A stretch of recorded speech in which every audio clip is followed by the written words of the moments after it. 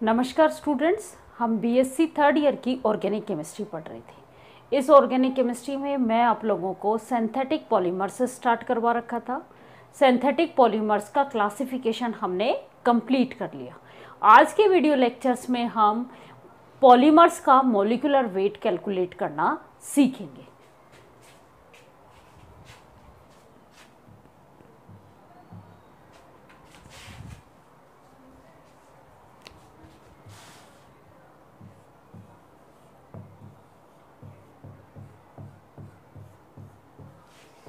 Organic chemistry का part है ये। इससे रिलेटेड आपके न्यूमेरिकल्स आएगा। बहुत आसान न्यूमेरिकल है, आप इजीली कैलकुलेट कर सकते हो। सिंथेटिक पॉलीमर्स पढ़ रहे थे हम।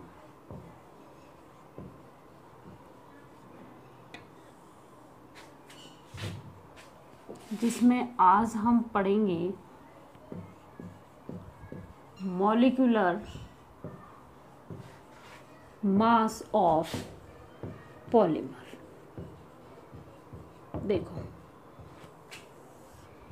पॉलीमर का मॉलिक्यूलर मास जो है वो डिपेंड करेगा मोनोमर यूनिट के कितने नंबर जुड़े हुए हैं। क्या है? पॉलीमर्स का जो मॉलिक्यूलर मास है, किसी भी चीज़ का मॉलिक्यूलर वेट, अगर हम बात करें मॉलिक्यूलर वेट किस बात पे डिपेंड करता है, उसमें कितने एटम्स प्रेजेंट है उनके वेट के ऊपर डिपेंड करता है। यहाँ पे पॉलीमर्स में क्या जुड़ते हैं? मोनोमर यूनिट जुड़ के एक चेन की फॉर्म में मोनोमर यूनिट आपस में जुड़ती जाती हैं और एक बड़ा मॉलिक्यूल का फॉर्मेशन करते हैं, जिसको हम क्या कहते हैं? पॉलीमर्स कहते हैं। तो पॉलीमर्स का जो वेट है वो किस बात पे डिपेंड करेगा? पॉलीमर का वेट, मॉलिक्यूलर वेट या मॉलिक्यूलर मास, ये डिपेंड करेगा, depend on the number of monomer unit. अब देखो, एक ही पॉलीमर की बात कर रहे हैं, लेकिन उसमें एक ही टाइप के पॉलीमर्स की बात करें तो उसमें भी बहुत सारे पॉलीमर्स के मॉलिक्यूल्स हैं और इन मॉलिक्यूल्स में मोनोमर जो यूनिट जुड़ी हुई है उस मोनोमर यूनिट के नंबर भी अलग अलग होंगे। जब नंबर अलग अलग होंगे मोनोमर यूनिट के, तो इनका वेट भी चेंज हो जाएगा। ध्यान से सुनना, क्या कहा मैंने कि पॉलीमर्स, एक ही टाइप के पॉलीमर, जैसे हम पॉलीथीन की बात करते हैं तो इसमें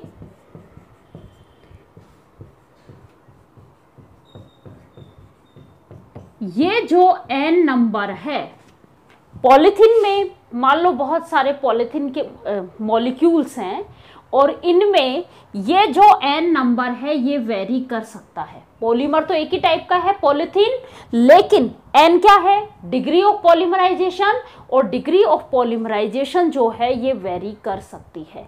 जब n की वैल्यू वेरी करेगी, चेंज हो जाएगी, तो इस पॉलीमर का मॉलिक्यूलर वेट भी चेंज हो जाएगा, मॉलिक्यूलर मास भी चेंज हो जाएगा। इसीलिए हम पॉलीमर्स का जो वेट है वो किस फॉर्म में कैलकुलेट करते हैं? एवरेज की फॉर्म में कैलकुलेट करते हैं। ध्यान रखना, पॉलीमर्स का जो वेट है वो हम एवरेज की फॉर्म में कैलकुलेट करते हैं। अब इन पॉलीमर्स का जो मॉलिक्यूलर मास या मॉलिक्यूलर वेट है, ये हम दो टाइप से कैलकुलेट करते हैं, दो तरीके से कैलकुलेट करते हैं, या कहें कि हमारे पास ये जो एवरेज मॉलिक्यूलर वेट होता है पॉलीमर्स का, ये दो टाइप में होता है। कौन कौन सा?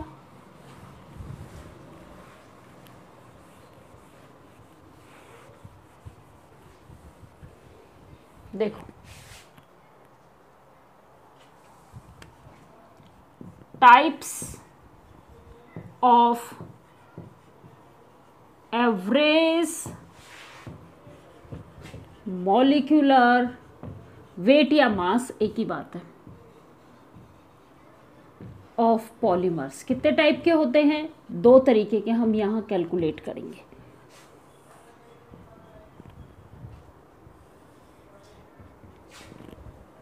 दो टाइप से स्टडी करेंगे। पहला,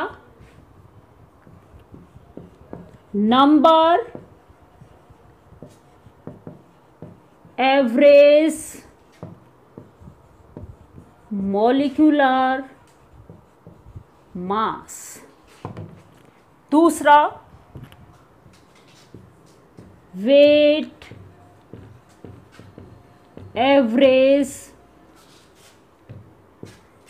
मॉलिक्यूलर मास। देखो, एवरेज एक मैथमेटिकल फॉर्मूला होता है, एवरेज निकालना। जब भी आपसे कोई चीज़ की एवरेज पूछी जाती है तो आप क्या करते हो, टोटल जो कोई भी चीज़ है, मान लो आपसे ये कहा जाए कि आपने कोई चीज़ खरीदी और उनका जो रेट था वो अलग अलग था, ए बी सी और डी, ये चार चीज़ें आपने खरीदी और इन चारों का रेट जो है वो डिफरेंट डिफरेंट था। किसी के 5 रुपीज़ थे, किसी के 6 रुपीज़ थे, किसी के 4 रुपीज़ थे, किसी के 3 रुपीज़ थे। तो आपसे पूछा कि एक ही चीज़ के एवरेज रेट क्या होगी, एक चीज़ खरीदने की एवरेज रेट क्या होगी। तो आप टोटल जितना आपने इनको खरीदने के लिए रुपए यूज़ किए हैं वो अपॉन में टोटल से डिवाइड कर दोगे। टोटल चीज़ कितनी है, 4 चीज़ें हैं और उनको खरीदने के लिए कितने पैसे लगे, उन सब को, इन सब के टोटल में से आप 4 से डिवाइड कर दोगे तो आपके पास क्या आ जाएगा, एवरेज निकल के आ जाएगा। वैसे ही हम मॉलिक्यूलर मास एवरेज निकालेंगे। अब एवरेज की बात हमें समझ में आ गई। अब देखो, यहाँ पे हमने क्या यूज किया है, नंबर, और यहाँ पे हमने क्या यूज किया है, वेट। मीन्स यहाँ पे हम नंबर का यूज करके एवरेज निकालेंगे, यहाँ पे हम वेट का यूज करके एवरेज निकालेंगे मॉलिक्यूलर मास पे। पहली बात तो हमने ये समझ ली, नंबर एवरेज मॉलिक्यूलर मास। अब देखो, एवरेज को हम जब भी कोई चीज़ को एवरेज फॉर्म में निकालते हैं तो उसके ऊपर बार लगाते हैं। मॉलिक्यूलर मास को हम m से डिनोट करते हैं, किसी भी मॉलिक्यूल के मास को हम कैपिटल M से डिनोट करते हैं। एवरेज निकाला, बार निकाला, अब ये नंबर की फॉर्म में है तो इसको सबस्क्रिप्ट पे n की फॉर्म में डिनोट कर देंगे। यहाँ पे ये वेट एवरेज मॉलिक्यूलर मास है तो हम इसको m/w से डिनोट कर देंगे। ये तो थे इसके नोटिफिकेशंस। अब हम एक एक करके इनके बारे में डिटेल स्टडी करेंगे और इनसे आपके न्यूमेरिकल भी आते हैं। सबसे पहले हम पढ़ेंगे नंबर एवरेज मॉलिक्यूलर वेट या मास।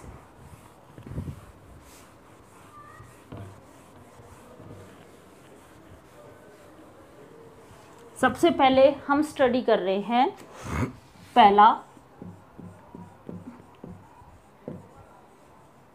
Number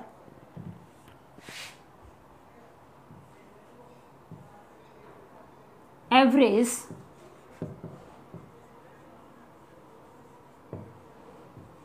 molecular mass. इसको हम डिनोट करते हैं कैपिटल M के ऊपर बार और ये सबस्क्रिप्ट पे n।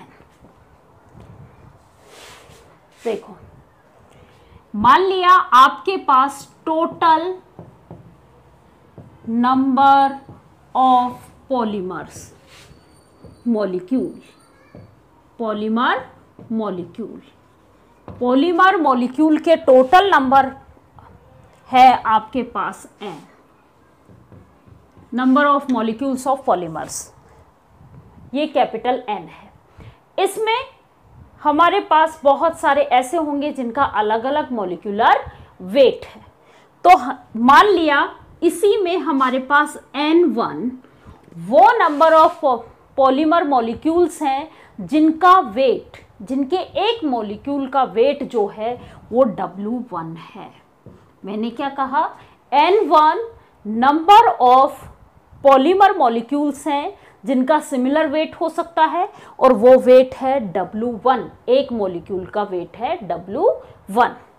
ऐसे N2 भी और दूसरे टाइप के भी मॉलिक्यूलर वेट होंगे।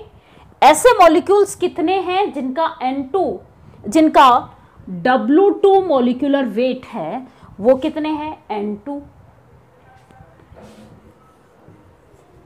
जिनका W3 मॉलिक्यूलर वेट है, ऐसे नंबर ऑफ पार्टिकल्स या मॉलिक्यूल्स कितने हैं हमारे पास? N3 है। क्लियर यहां तक? अब ये तो क्या है, इन सब का सम मीन्स कैपिटल N किसके इक्वल होगा? टोटल पॉलीमर मॉलिक्यूल्स कितने हैं? N1 plus N2 plus N3, इन्हीं के बराबर होंगे कि N1 N2 और N3 ये एक ही पॉलीमर्स के मॉलिक्यूल्स हैं। कितने हैं उन सबको हमने टोटल कर लिया। क्लियर? अब आता है कि वेट कितना है। टोटल हमें वेट भी पता होना चाहिए। एक मॉलिक्यूल का वेट W1 है तो N1 मॉलिक्यूल्स के टोटल वेट कितना हो जाएगा? Small n1 W1। N2 molecules का टोटल वेट कितना हो जाएगा? N2 W2। और N3 मॉलिक्यूल्स का वेट कितना हो जाएगा? N3 W3। अब इस पूरे पॉलीमर्स का टोटल वेट कितना होगा? इन सब के टोटल के इक्वल। टोटल वेट W क्या होगा? N1 W1 plus N2 W2 plus N3 W3। क्या निकालना है हमें? सबसे पहले देखो, एवरेज मॉलिक्यूलर मास किसका यूज करते हुए? हम नंबर का यूज करते हुए, नंबर ऑफ मॉलिक्यूल्स का यूज करते हुए हमें क्या निकालना है? एवरेज निकालना है। तो देखो, ये हमारे पास टोटल वेट है, इसको मैं नंबर से डिवाइड कर दूं तो मेरे पास क्या आ जाएगा? नंबर एवरेज मॉलिक्यूलर मास आ जाएगा। क्लियर? तो W अपॉन N ये क्या हो जाएगा मेरे पास? mn बार। अब W की वैल्यू क्या है? ये रही।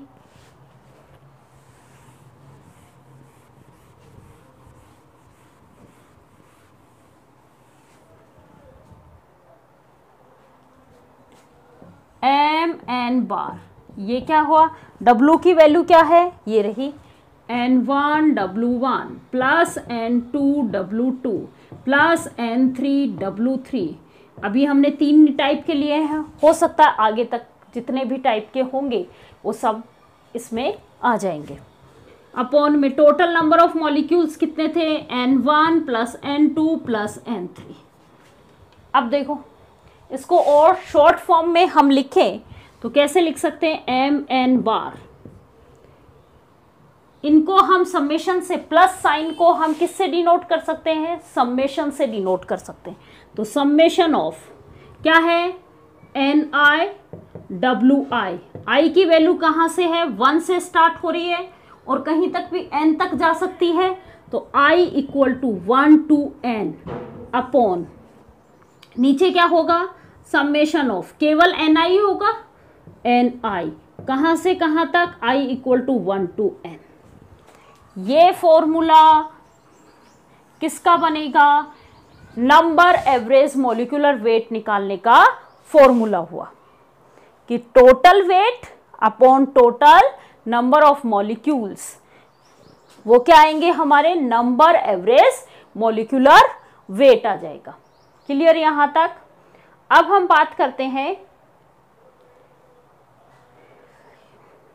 वेट एवरेज मॉलिक्यूलर वेट पे। देखो, वेट मीन्स अब हम इसको किससे डिवाइड करेंगे? वेट से डिवाइड करेंगे। वेट की फॉर्म में एवरेज निकालेंगे। किसकी फॉर्म में निकालेंगे? वेट की फॉर्म में हम एवरेज निकालेंगे।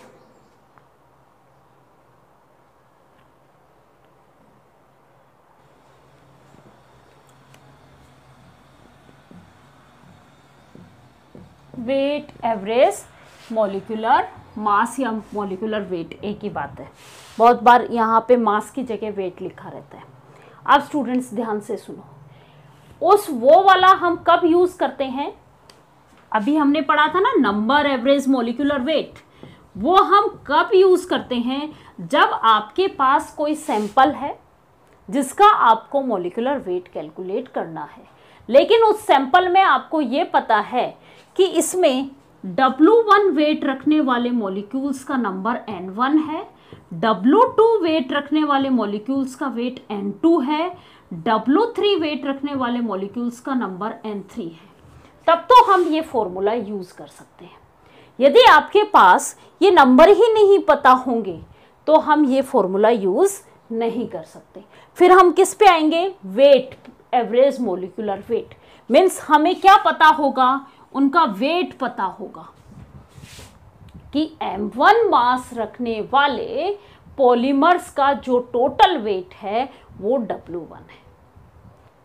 W1 M1, क्योंकि मॉलिक्यूलर मास किस बात पे डिपेंड कर रहा था? मैंने अभी बताया था, मॉलिक्यूलर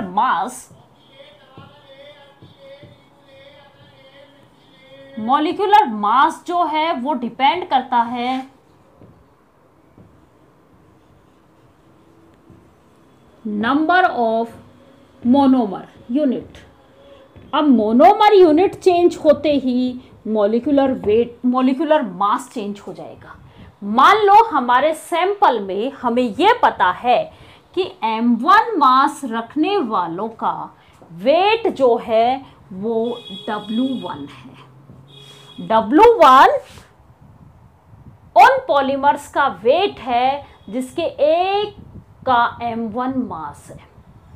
ध्यान से सुनना, M2 उन पॉलीमर्स का मॉलिक्यूलर वेट है जिसका वेट हमें पता है W2 है। ये वेट है,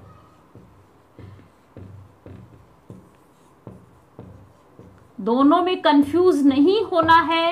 ये वेट है कि उसका एक्चुअल कितनी क्वांटिटी है, यहां नंबर की फॉर्म में नहीं, यहां उसकी एक्चुअल क्वांटिटी हमें पता है। ये M1 क्या है? ये उनके मॉलिक्यूलर मास है, दोनों में डिफरेंस है। क्लियर यहां तक? ऐसे ही M3 उन पॉलीमर्स का मॉलिक्यूलर मास है जिनका वेट W3 है। क्लियर? क्या निकाले हम? सबसे पहले हमें क्या पता होना चाहिए? टोटल, इसका पूरे का टोटल वेट अपॉन में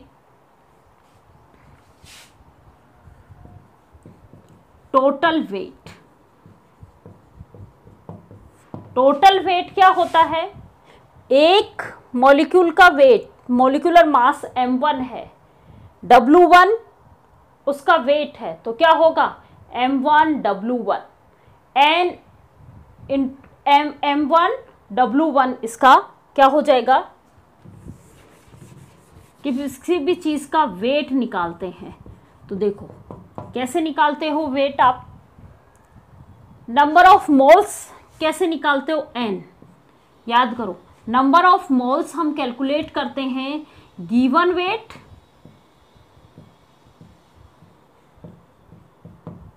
अपॉन मॉलिक्यूलर वेट। इसी फॉर्म में निकाला जाता है, given weight upon molecular weight. अब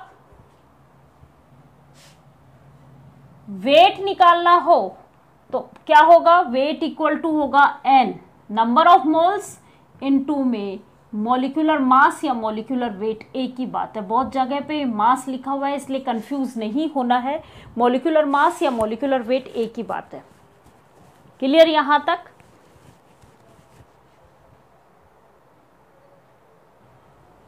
अब देखो इस W1 की वैल्यू क्या हो जाएगी बेटा?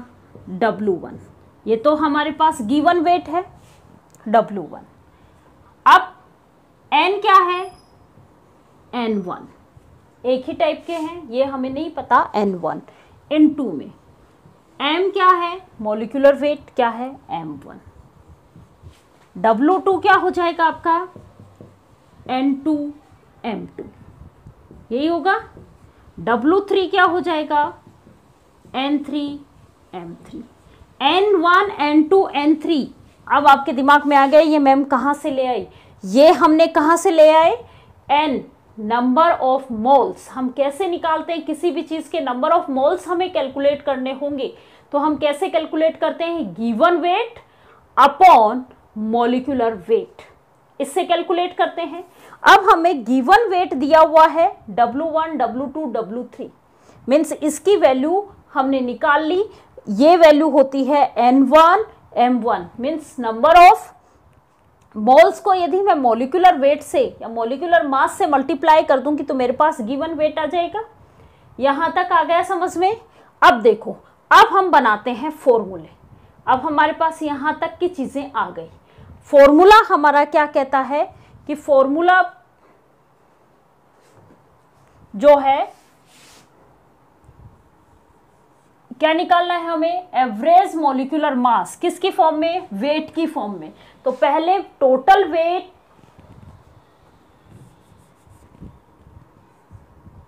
m बार W, ये होगा total molecular weight. Total molecular weight क्या होगा, W1 वेट था इसका, किसका, M1 का, तो क्या होगा W1 M1 plus W2 M2 plus W3 M3। Total weight यही आया, मॉलिक्यूलर वेट आ गया टोटल, अपॉन टोटल वेट क्या है, ये ऊपर टोटल मॉलिक्यूलर वेट है और नीचे क्या है, वेट है। दोनों में डिफरेंस समझ लेना। ऊपर टोटल मॉलिक्यूलर वेट है। अब मॉलिक्यूलर वेट मैंने कैसे निकाला कि मेरे पास जो मॉलिक्यूल है उसका M1 मॉलिक्यूलर वेट है और W1 उसका गिवन वेट है, मीन्स एक्चुअल वेट जो है वो W1 ग्राम था। क्लियर। तो मैं इनको जब आपस में मल्टीप्लाई करूंगी तो इसका टोटल मॉलिक्यूलर वेट आ जाएगा। एक मॉलिक्यूल का वेट W1 है तो टोटल जितने भी मॉलिक्यूल्स थे उनका वेट कितना होगा, W1 into M1 plus W2 into M2, इस फॉर्म में निकाला है। और टोटल वेट क्या हुआ, W1 plus W2 plus W3। नीचे हिंदी में बताऊं तो नीचे भार आएगा और ऊपर अणुभार आएगा। दोनों में डिफरेंस समझ लेना। अणुभार को जब हम भार से डिवाइड करते हैं तो हम किस फॉर्म में निकालते हैं, वेट एवरेज मॉलिक्यूलर वेट को कैलकुलेट करते हैं। क्लियर। अब देखो, हमने इस W1 की वैल्यू कैलकुलेट कर रखी है और W2 की वैल्यू कैलकुलेट कर रखी है। इसको और आसान आगे फर्दर क्लासिफाई करने के लिए कर रखी है। ये रहा W1 W2 W3 क्या है, N1 M1 N2 M2 N3 M3। ये जो वैल्यूज हैं ये उठा के मैं इस इक्वेशंस में रख दूं तो मेरे पास एक इक्वेशन और बन जाएगी।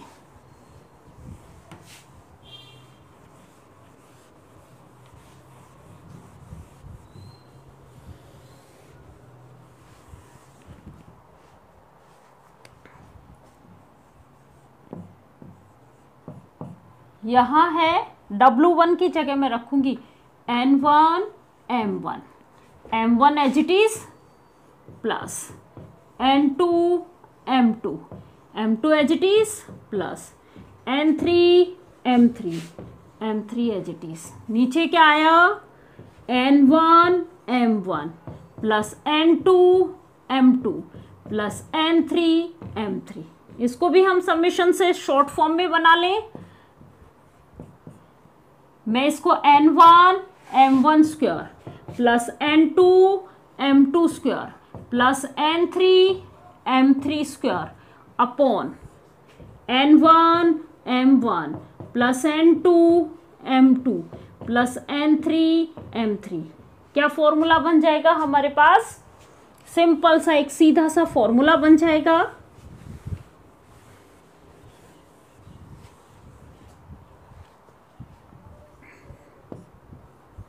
ये होगा समेशन ऑफ I 1 से लेके n तक Ni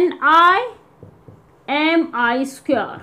नीचे क्या आया, summation of I 1 to n Ni Mi। इस फॉर्मूले का यूज करके हम weight, average molecular weight calculate कर सकते हैं। वेट, एवरेज मॉलिक्यूलर वेट हम कैलकुलेट कर सकते हैं। आपके बुक में न्यूमेरिकल्स दिए हुए हैं, उन न्यूमेरिकल्स को अब हम नेक्स्ट क्लास में न्यूमेरिकल्स करेंगे और उनके ऊपर प्रैक्टिस करेंगे, क्योंकि आपको जैसे ही ये क्वेश्चन पूछेगा उसके साथ ज़रूर डेफिनेट वो आपको एक न्यूमेरिकल देगा। तो ये न्यूमेरिकल हम नेक्स्ट क्लास में स्टडी करेंगे। Thank you students.